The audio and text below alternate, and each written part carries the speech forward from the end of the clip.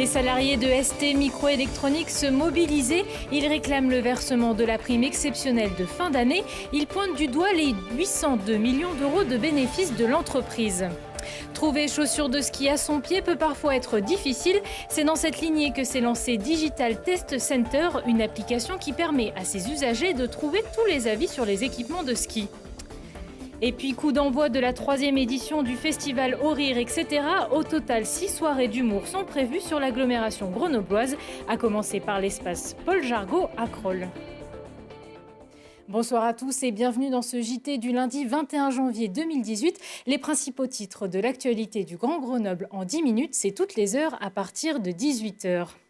Les salariés de ST Microélectronique se mobilisaient. Ils réclament le versement de la prime exceptionnelle de fin d'année annoncée par le président de la République suite au mouvement des Gilets jaunes.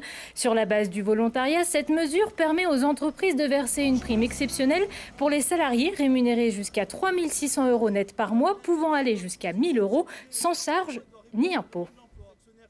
Suite aux annonces de notre président de la mise en place d'une prime exceptionnelle, suite au mouvement des Gilets jaunes, on a sollicité nos directions pour savoir s'ils souhaitaient mettre en place cette prime.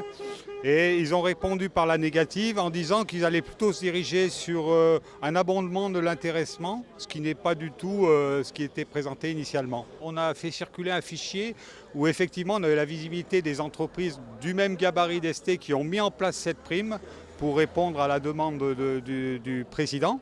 Et du coup, effectivement, en se comparant à toutes ces entreprises, on peut aisément penser que ST, qui a, pour le coup, touche des subventions gouvernementales, pourrait s'inscrire dans cette prime. Le versement de la prime de fin d'année peut encore avoir lieu jusqu'au 31 mars 2019. C'est l'une des mesures annoncées le 10 décembre dernier, censée calmer les gilets jaunes. Ils étaient plus de 3000 dans les rues de Grenoble samedi à manifester pour l'acte 10 du mouvement. Suite à cette journée de mobilisation, 4 gilets jaunes sont partis en garde à vue. Au parc Paul Mistral, 3 ont été rendus libres et ne seront pas poursuivis. Quant au 4e, il a été déféré au parquet lundi matin. Yes Weekend, le réseau de voitures en autopartage de Yes Cities s'agrandit. Lancé en juin 2018 avec une dizaine de véhicules, ils sont désormais 35 depuis le début de l'année. Avec près de 330 utilisateurs réguliers, l'application a également agrandi son périmètre de dépôt jusqu'à la rue des Alliés et la rue Anatole France à Grenoble. Ça y est, les étoiles sont tombées, celles du guide Michelin, bien sûr. En Isère, plusieurs restaurants ont été récompensés, seront toujours étoilés en 2019. Les terrasses du Riage, le Palais Grillé à Corançon ou encore le Petit Polyte aux Deux-Alpes. La Tour d'Essence à Tencin fait, elle, son entrée avec une étoile. Faire du ski, c'est bien, être bien équipé, c'est mieux. C'est dans cette optique que s'est créée l'application Digital Test Center, permettre aux testeurs de trouver les informations sur les produits, mais également aux marques de collecter des avis. Fort de son partenariat récent avec Sporter, principal organisateur de salons professionnels de l'industrie du sport en France, l'application grenobloise est en pleine évolution. Laurie Baillet a fait le test pour vous. À la TripAdvisor, l'application Digital Test Center est spécialisée dans le test de ski et de snowboard. Elle permet aux testeurs de retrouver les informations sur les produits et aux marques de collecter des avis. Créée en 2016, Digital Test Center est aujourd'hui utilisée notamment par Rossignol, Dynastar et Decathlon. Aujourd'hui, quand on commercialise un produit, c'est important de le faire essayer à ses consommateurs parce que c'est comme ça qu'on va le convaincre. Et donc, grâce à l'application, je vais permettre aux marques de mesurer la performance de leurs tests produits sur le terrain. Sur le plus long terme, il y a des marques qui l'utilisent toute la saison, comme par exemple le groupe Rossignol, sur plus de 30 dates pour enregistrer tous les tests qu'ils font sur le terrain. Digital Test Center est partenaire de l'agence Sporter, spécialiste dans l'organisation d'événements dédiés aux professionnels du sport. En un week-end, l'application peut comptabiliser plus de 70 marques et 3000 testeurs. Alors chaque participant se voit remettre en fait une carte de test comme celle-ci et du coup quand il se rend sur un stand d'une marque, la marque va scanner le matériel et va scanner la carte de test de l'utilisateur et va enregistrer un test. Et c'est comme ça que nous, on récolte en fait quel utilisateur fait quel test. C'est hyper simple pour le testeur en fait parce qu'il n'a rien à télécharger. C'est un email qui lui arrive immédiatement à la fin de son test et il est invité à ce moment-là à laisser un commentaire avec un système d'étoiles et des questions qui sont en fonction du produit. Digital Test Center compte aujourd'hui plus de 38 000 testeurs, 200 marques, 65 000 tests et 8 500 avis. Fort de son succès, l'application pourrait s'orienter vers l'industrie du cycle l'année prochaine et pourquoi pas sur le marché du surf et du running. À quand une application qui permettrait de savoir les chutes de neige? C'est en tout cas ce que voudraient les organisateurs de la foulée blanche. Suite à l'incertitude concernant les chutes de neige dans les jours à venir, les organisateurs ont décidé d'innover le 26 et 27 janvier prochain. C'est donc un circuit inédit que va découvrir les fondeurs. Au programme, un parcours panoramique qui va surplomber l'ensemble du Val d'Autran et de Méaudre. Ce week-end, c'était la deuxième édition des Masters de handball en hiver. Masters de handball, également, c'était la première participation pour le GSMH. Alors, jusque-là, organisateur, un tournoi qui rayonne avec des clubs de Macédoine ou encore d'Espagne. C'est une grande chance pour nous de pouvoir être confrontés à des équipes du très haut niveau européen.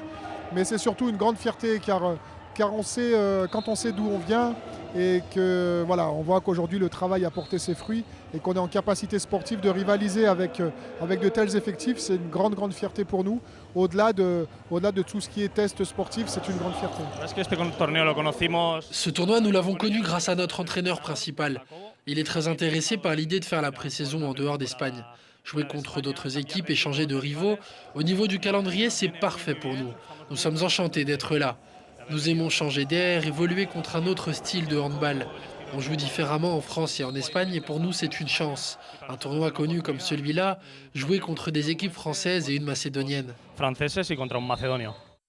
Suite à ce master, c'est le club macédonien qui s'est imposé face aux Espagnols 32-22. Les hockeyeurs grenoblois en forme à Gap, ils prennent leur revanche. Après avoir été battus à domicile 2-4, les BDL se sont imposés dimanche à l'Alp Arena 4-1 en Ligue Magnus.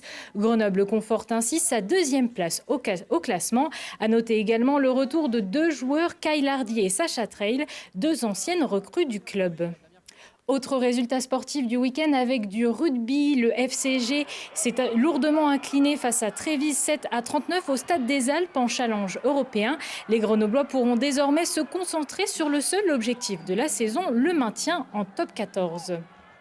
En foot, le GF38 se déplaçait à Niort pour la 21e journée de Ligue 2. Les footballeurs décrochent un point au classement avec un match nul, un partout. Les Grenoblois restent donc 7e de Ligue 2 avec 33 points. Rire, c'est bon pour la santé selon un dicton populaire. Ce week-end, c'était le coup d'envoi de la 3e édition du festival Au Rire, etc. organisé par Télé Grenoble et de la Lumière dans la boîte. Pour cette 3e édition, 6 soirées d'humour sont prévues dans l'agglomération grenobloise. Dimanche soir, les premiers spectateurs se sont donc rendus à l'espace Paul Jargot à Crolles. Je suis venu simplement amener mes nièces voir un spectacle humoristique en espérant qu'on se rigole bien, qu'on se marre bien. On a lu le programme et on a choisi quelques spectacles à l'intérieur au hasard. Ça sera la grande surprise. C'est une première, c'est ma femme qui m'invite, donc voilà. Passer un bon moment, voilà, avec des éclats de rire, un peu d'aventure, de curiosité. Eh bien, on vient chercher de l'humour, de la détente, de l'intelligence. Et puis voilà. Et que ça soit drôle, voilà, c'est ça.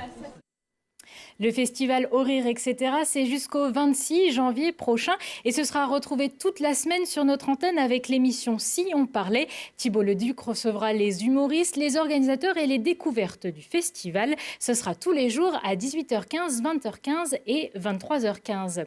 Prochain rendez-vous avec l'actu dans 1 heure et en replay sur télégrenoble.net. Je vous souhaite à tous une très belle soirée.